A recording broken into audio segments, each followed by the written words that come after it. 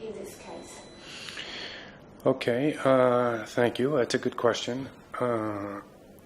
Concerning the actions of the Bình police, first, it is very clear in my mind that they misunderstood the relationship, which is strictly commercial, between our company USPC and Tuna Fish Bình.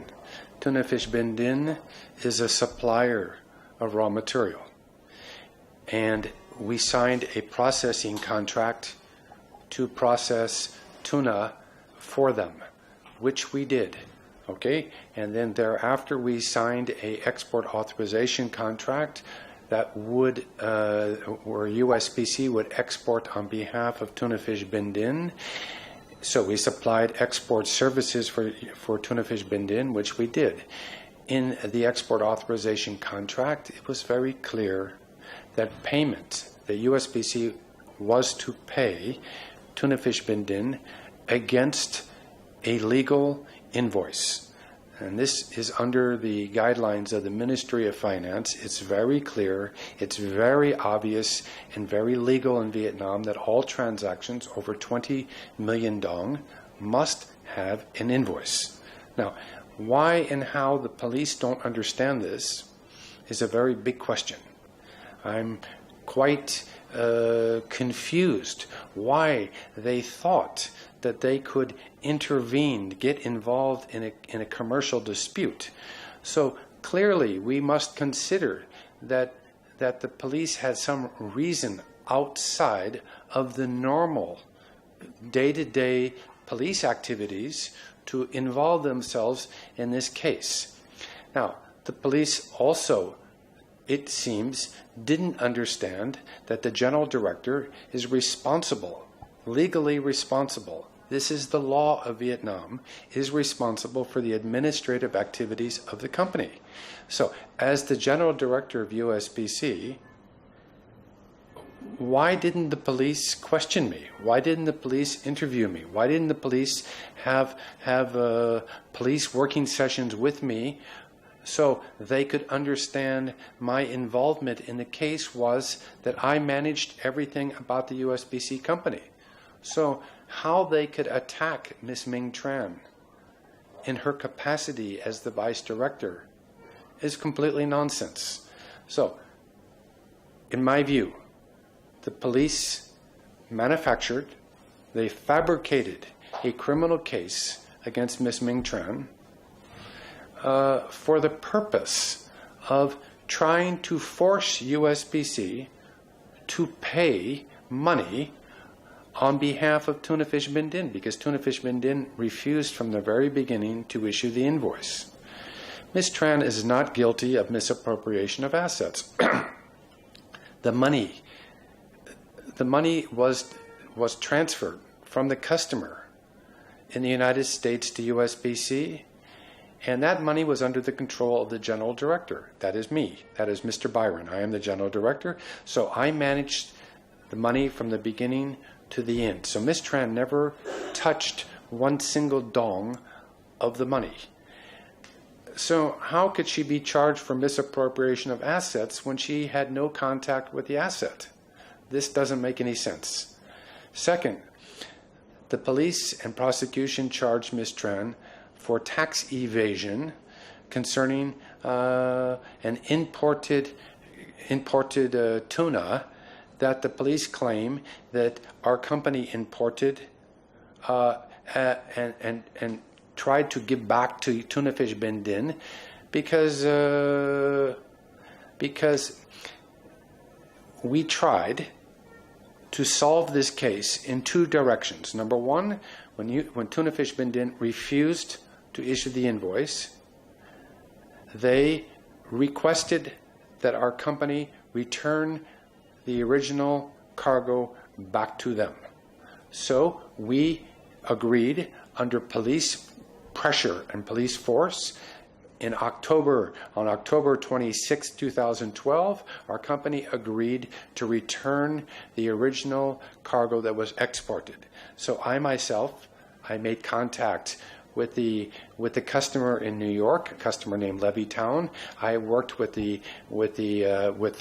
their agent in Singapore, and I arranged to bring back the cargo. So I managed myself as the general director. I did the communication, I did the management, and I arranged to bring back the original tuna loins that were exported.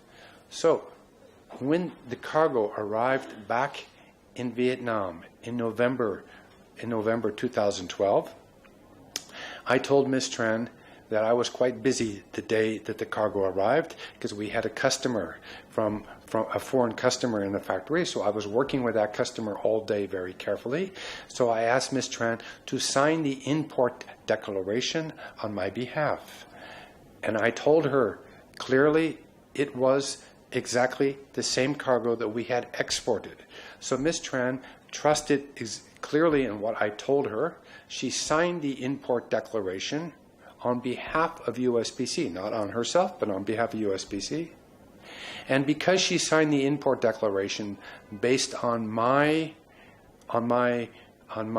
words, on my explanation, the police charged her with tax evasion because the police claim that the cargo is not the same. The police made a deal with the Bình Dương customs, because in the beginning the customs, they did the inspection, they checked the cargo, they opened the container, they looked at all the cartons, they verified everything. They made a very detailed inspection, physical inspection, closed the container. We brought the container back to our factory. We called the police. We asked the police to please be present to join the discharging of the tuna back into our warehouse. The police said no need, just inform Tuna Fish Bình Dương that the cargo has arrived and they should come pick up their tuna. We did. The next day, the veterinarian department from Ho Chi Minh City came to Bình Dương. They did a complete inspection on the cargo. They checked carton by carton by carton by carton. They issued a document stating it was the same cargo that we had exported. Thereafter, we had Vena Control perform a very detailed inspection. They issued a document saying it was the same cargo. But 2 years later, well, after we had done all that, Tuna Fish Bình Dương changed their mind, and said, no, they don't want the cargo, and they don't want to issue the invoice. All they want is cash. If we don't pay the cash, they will use their police connections, and they will put myself and Ms. Tran in jail. This is what they said many times. They threatened this many times.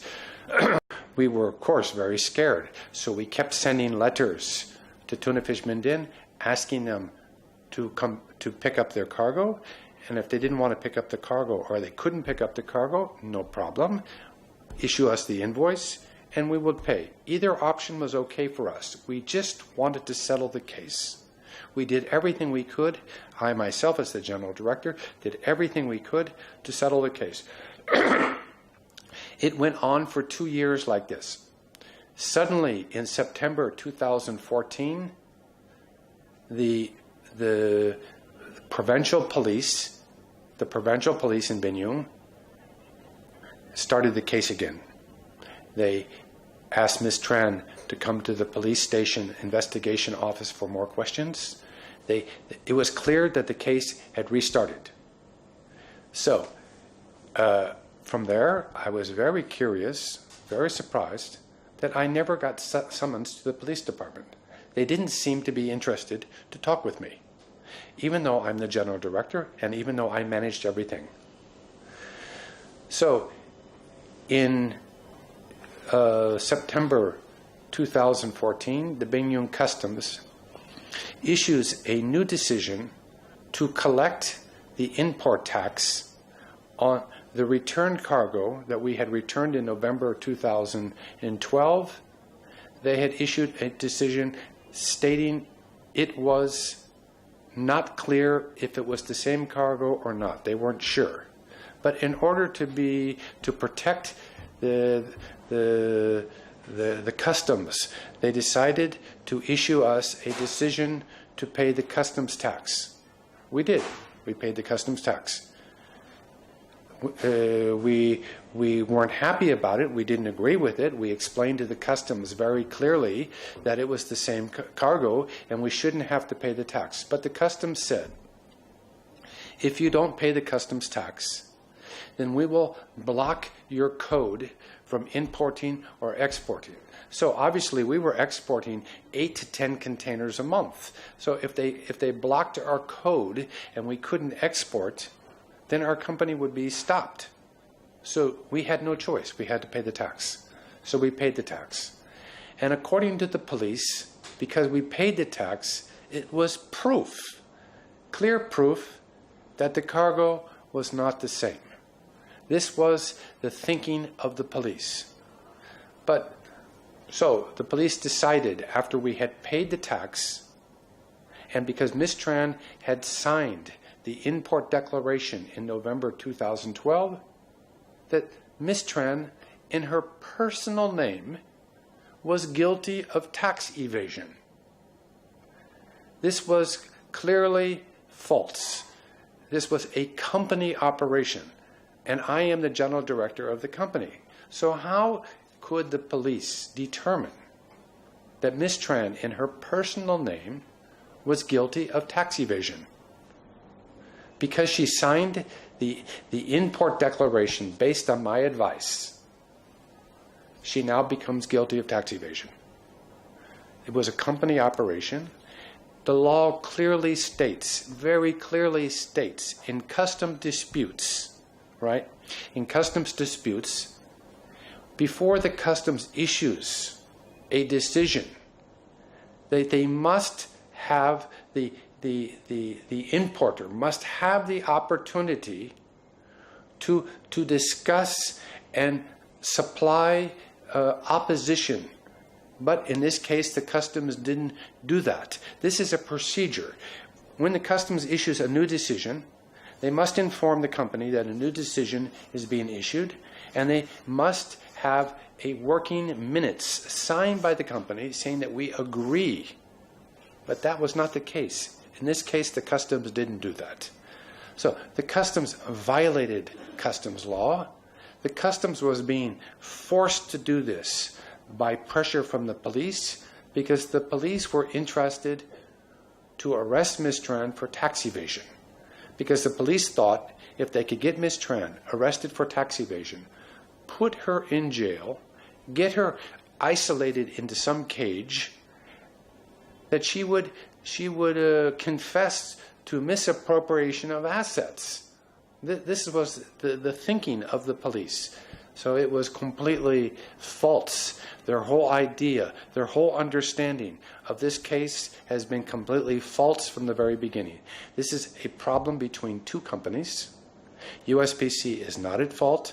I am the general director. I am responsible for all activities for USPC. USPC did everything in its power to solve this case. We only asked for an invoice. When the invoice was not available, we returned the cargo at great complications, great expense to us. We returned the tuna loins back into Vietnam and made them available for Tuna Fish Binh Dinh. Tuna Fish Binh Dinh refused to come pick up the cargo, refused to make the inspection, had no interest to take back the cargo. The only thing they wanted was cash.